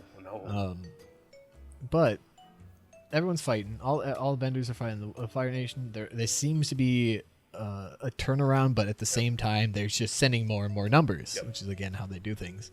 But then Aang listens to the voices of the dragon spirit he spoke to. We did miss something. Uses the ocean. Oh, yes, he does use it. Go on. We did miss something. Zuko almost fought Zhao. Him and Iroh. Yeah, the bridge scene. Him and Zhao. Yeah, he dies there. Yes. I think. Zuko meets Zhao and he's about to fight him, but Iroh's like, nah, leave him alone. He's fucking he's already done. He doesn't. He's not even worth our time. Come on, let's leave. Let's get out of here before things hit the fan. And he's like, okay. Then Zhao is like, no, I ain't gonna be disrespected like this. Tries to shoot him with fire. And I was like, really? You just gonna do this? And it turns around and he's like, yeah. He blocks the fire. He just chops it in half and blocks it to the sides. And he's like, you stand alone. You always have. Yep. It's like, in my mind, I'm like, dude, you saw this guy put out actual fire from his hand. You're gonna start now trying to fight this dude? You stupid. Then they walk away. A dumb choice. Yeah. Then 4 water stripe dudes, the coolest looking guys I've ever seen, walk up. It's like, yeah, we just beat these dudes. And Zhao shoots fire, misses them. Complete miss. He takes one shot and then just does nothing. Riffs it. He whiffs it. The guy barely even had to move. I don't think he had to move, but he did. He didn't have to, but he moves like this. Yeah. That's about all the dodge that requires to miss. Yeah. And it's just like, okay, that was dumb. Yep, yeah. That was just dumb. The 4 dudes start dancing. Shouldn't have happened. 4 dudes start dancing. Well, these water pillars start coming out of nowhere. 4 water pillars hit the guy, Zhao, put him in a water bubble. Done. He's dead. There's nothing. They're just lifting him up, and you can actually like pretty much hear him like drowning. Yeah, rewatching, it's like, wow, there's more detail to that audio than I realized there was. We both agreed that that's a shitty way they just die. Keep picking him up, and then they just drop him, and he's just laid there dead on the ground. It's like, oh, we shit. agreed. Me and Zach both agreed that part. That's a shitty way to die. I wouldn't want to die like that. Oh yeah. You were gonna imagine being lifted up in a bubble of water and just drowning to death. Just fucking. That'd be such an awful way to go. I mean, I'm pretty sure I've been told, or at least a thing said is drowning is like the worst way to go. Oh, yeah. Like, especially even like that. Constantly there and you feel everything. Like, that'd be awful. And then the guys run away. By the way, and humiliating in that situation. They ran away. By the way, remember when they turn around, they start. They just kind of like book it. Yeah, they just drown this dude, and then I'll just fucking just sprint out of there. Yeah, and then we get Aang cool. just fighting all these like firebender people, splitting them like the Red Sea. Just kind of get them out of the way. Whatever, trying to get to the wall. Gets to the wall. He's like, oh no, okay, time to avatar up, and starts avataring up, and then I'm going avatar. Yep, starts dancing. He's like, and then summons a big old wall, like a big old wave. That's well, yeah, he picks up all the ocean, and just basically forms a physical wall stopping the Fire Nation. Yep, and that is menacing. We saw that wall, and the wall was like, okay, yep. It was the only good use of the slowed down. Bending because it really brought a lot of emphasis onto what he was doing, rather than a tiny fight. He trapped outside the village. He trapped the firebenders that were already inside because they were trying to leave. They're like, oh shit, we fucked up. So they try to run. They can't because the wall's blocking them. So they can't leave. And then the ones that are on the boats now, they're like, oh, we got to turn around. And then in the distance, you just see Iroh and Zuko trying to like, all right, we left on a good time to leave. and they're just on Yeah, the they're boat. like, yeah, we're already out of here, so good thing we left. Yep, good thing we left and not bother that guy anymore. And they just kind of all turn around. Some of the fire people that were already in the town leave now, so the Aang lets them go, and the ocean wall goes back in. Resides. The Fire Nation is now left. They won. They won the day. They're just gone. Yeah. Yeah, they're just completely evacuated from the city, Yeah. even though that showed some being blocked by the ocean wall. Yeah. Like they're still in the area, Yeah, but like they just ignore it. Yeah. They're just not there. They're just gone now. And then Aang comes down. Everyone's bowing down to him. Then he has like a really worried look on his face, like really scared, and then bows down, basically saying he's the Avatar type bow. It's this thing he's supposed to do when he was in the Air Nation. Like he was supposed to bow to kind of say, "Oh, I take up the duty of The Avatar, basically. yeah." But he chickened out and ran. So, but in the end, he did the bow. But he looked so worried, right? Like he really did look. Yeah, they try to go for the idea that he's uncomfortable doing it because he doesn't feel confident enough to be the Avatar, which is like the whole theme of who he is.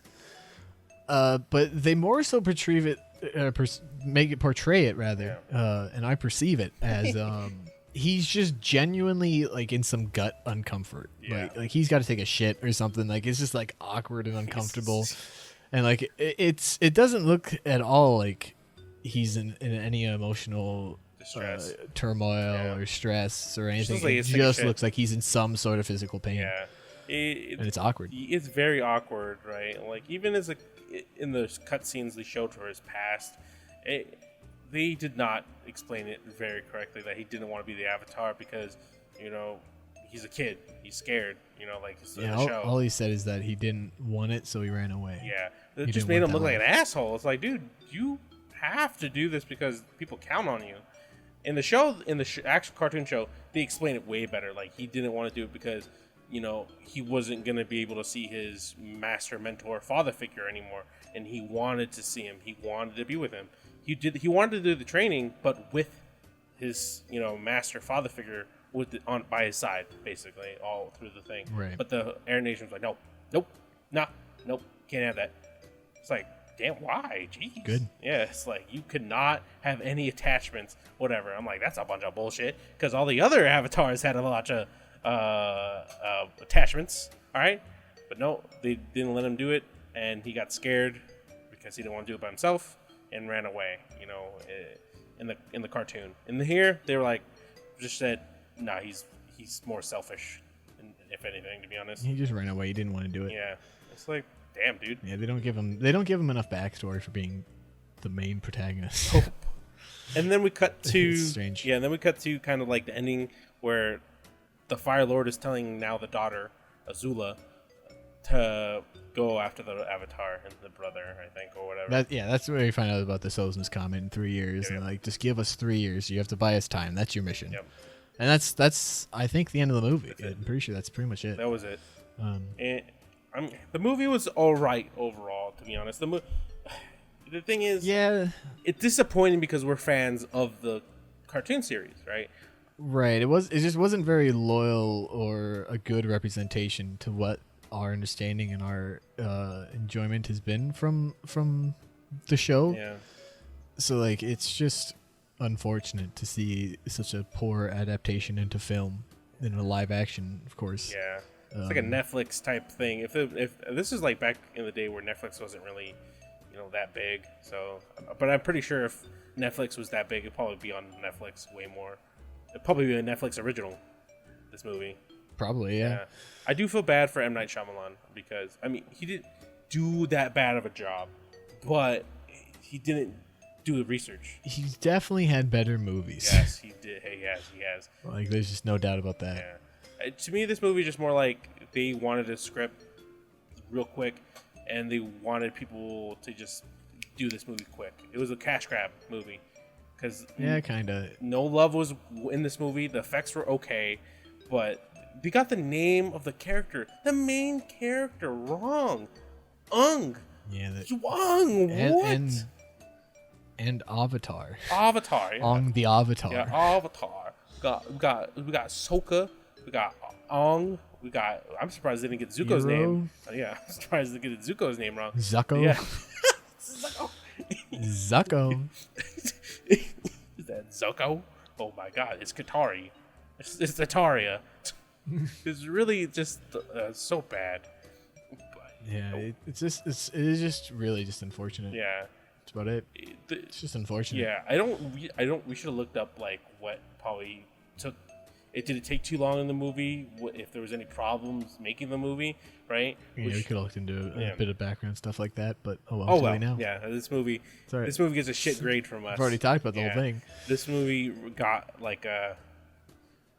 What was I believe it? Was it a 2? you gave it like a 2.5 or a 2. I think I gave it a 2. I gave it like half a point above whatever you gave it. Yeah, you gave it like I think you gave it like a 3 or a 2.5 Yeah. or something. Yeah, because I gave it a low score. This movie gets like a 2 for me. It's pretty low. Yeah, this movie, throughout the whole script, even the actors, it was shitty. It really didn't hit home, and it didn't even hit the mark for nostalgia of the show.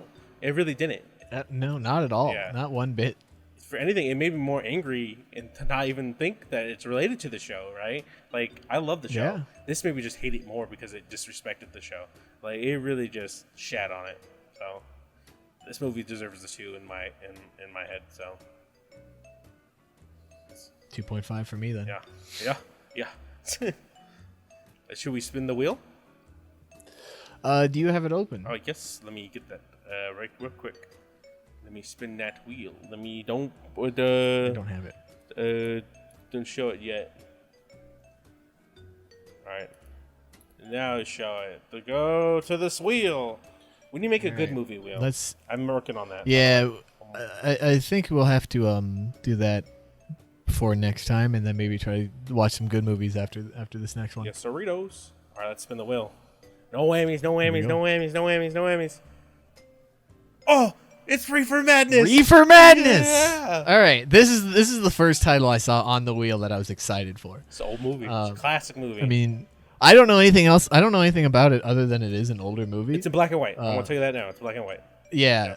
I just like the name. Reefer So Madness. you can get a lot about me just from that. Yeah. It's really about it. You can look up. I'm excited for it. I can look up. Okay. Ooh. Don't spin that wheel. Ooh. Don't spin the wheel. No, you can't spin it again. Don't worry. I'm not gonna spin it. I just want to look up the. Yeah. I just want to look up the name real quick. Reefer Madness. I just want to look it up. Let's look at the little. So this is what it looks like. Wow. Look at these pictures. I love the posters.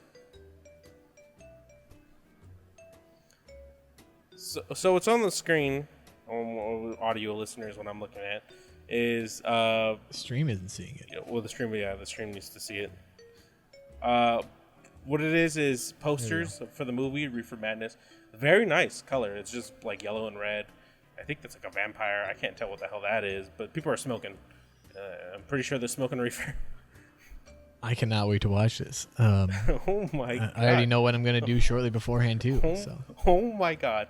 80. there's no years doubt in my mind. of Reefer Madness. Oh my god! All right, I'm excited. Yeah, this looks a good movie. It looks really This is gonna be the first time me watching it too. So Really? yes. All right, cool. This is the first for both of us.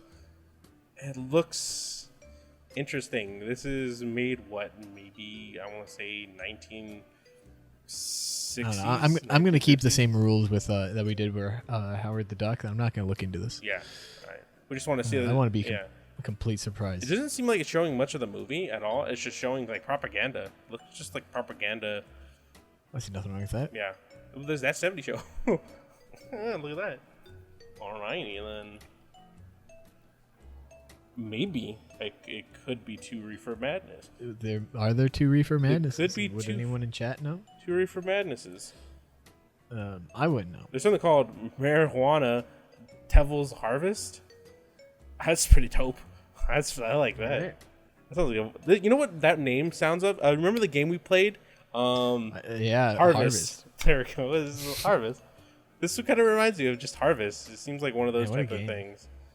It just seems like one of those things that are gonna like freak me out, gross us out. Not like really, but it's like, oh, ew, what the fuck? Yeah, just things you wouldn't expect. Yeah, it's really gonna be like In a weird way. out of the ballpark type thing. So who knows? Is reefer madness? Is reefer supposed to be weed? Is this supposed to be like weed? Right? Am I wrong? Am I wrong when they explain? Yeah. Does reefer mean anything else? I thought it meant like It's the only definition I know of. Yeah. So this movie's just basically just weed madness, right? Marijuana madness type thing. Yeah, isn't that the point? Blaze it. Yeah. It was a lot of I guess, when did you say this is from? I don't know. I didn't look. Do you actually know the movie? It Oh, doesn't matter. 1936. But, I mean, 1936. Actually, that's quite a while ago. Then. Yeah. Yeah. I feel like this is probably the way at the Interesting. time where weed was like in that gray area. It's like, it's fine. I mean, it's technically still in the gray area, really. Yeah. Some places it's just in a red area. Yeah. I feel like, but this is like before that. I feel like this is the area where it's like, no, it's weed. Like, smoke it. It's probably okay, I guess, until they make it not okay anymore. I wasn't alive then. Me either. So Yeah.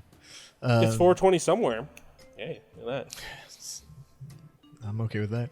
What? CBD water? That's a different problem. Pineapple Express? Look at that. Look at that. That. It's lit. That sticky icky. Ooh, I love that.